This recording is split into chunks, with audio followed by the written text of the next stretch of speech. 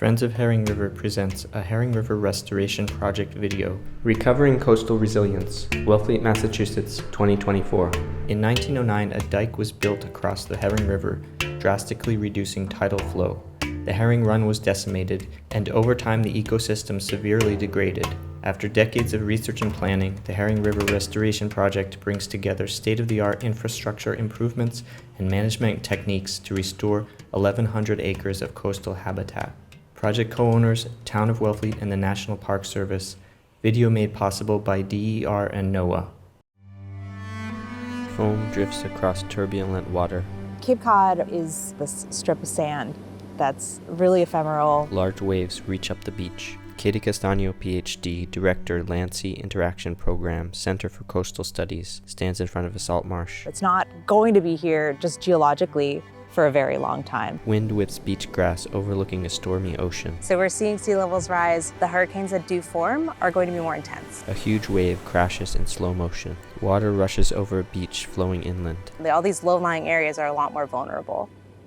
Salt marshes are naturally designed to act as coastal buffers. Jeffrey Sanders, Chief of Natural Resource Management and Science, Cape Cod National Seashore. They help reduce the impact of these coastal storms. A wide expanse of marsh grass flooded at high tide. Salt marshes are sometimes referred to as horizontal levees. Tim Smith, Restoration Ecologist, Cape Cod National Seashore. The horizontal extent of a marsh can slow down the effect of a gathering storm tide as it passes over that marsh, the same way as it hits against a vertical levee. A huge wave crashes in slow motion. Marsh grass stretches to the horizon. And as these storms come in, they dump sediment in the systems, which allow these marshes to grow. A sandbank rises above the water in a salt marsh channel. Young marsh grass grows atop a fresh sandbank. And as they grow, they stay at a level that's not going to be flooded by sea level rise. Grass peaks above the water at high tide. So a healthy marsh gets flooded with salt water twice a day. And when that doesn't happen, those areas start to degrade. An aerial view approaching a dike across the river mouth. The salt water has basically been cut off when the dike was built. Tim Smith stands at the edge of a salt marsh. These natural soils have been built up a really rich peat environment that is maintained by the roots of the plants. A cutaway in the bank shows the roots and peat below the grass. When you take the salt water away and drain that, a number of things happen. First, it just dries out. Water drips from the bottom of the bank. It just shrinks, it's lost the pore space. The other thing that happens is the plants die. Tall brown grass waves in the wind. All that activity in the root zone is terminated. That also causes that pore space to collapse and lower it further. The third thing is the marshes are also maintained elevation as sea level rises very slowly. A fresh sandbank in a marsh channel. That little bit of depositing sediment keeps pace relative to changing sea levels in the river. Flooded grass at the mouth of the river. That hasn't happened. An aerial view flying above a swamp filled with dead trees.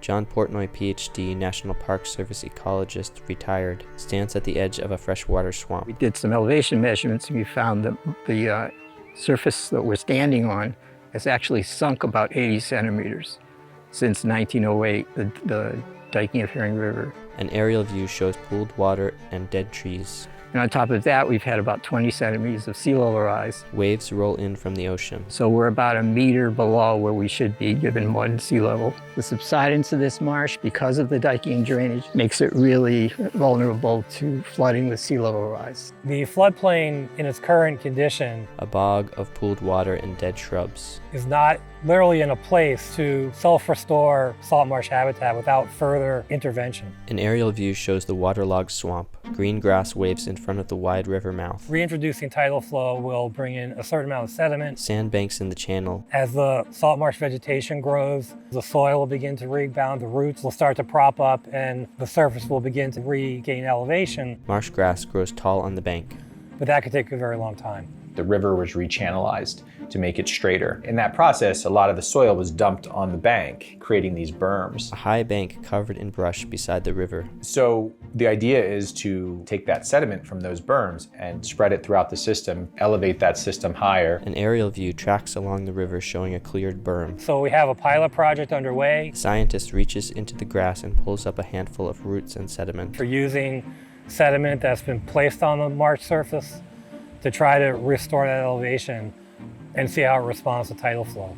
And then we'll use information from that to try to scale those same techniques up over larger areas as the project moves forward. An aerial view looks upstream from the river's mouth. State Representative Sarah Peake, Democrat, Massachusetts, stands at the mouth of the river. Of course, what we have learned is the best resiliency projects are those where we restore the coastline basically to its natural state. You can see what the Cape Cod National Seashore has done at Herring Cove Beach in Provincetown. A broad beach and lagoon with Provincetown Monument in the distance. For years, they just kept rebuilding the dikes there, rebuilding the coastal revetments to try to stop the erosion. Photographs show pavement crumbling down the eroded bank. And it wasn't until all of that stuff came out that beaches actually started to accrete, in other words, getting larger in size as opposed to it eroding year after year. A broad, flat beach with lagoons stretches into the distance. As more water can get into the Herring River where it used to be, Water flows up the marsh channel. we can see those marshes get closer to what they originally were,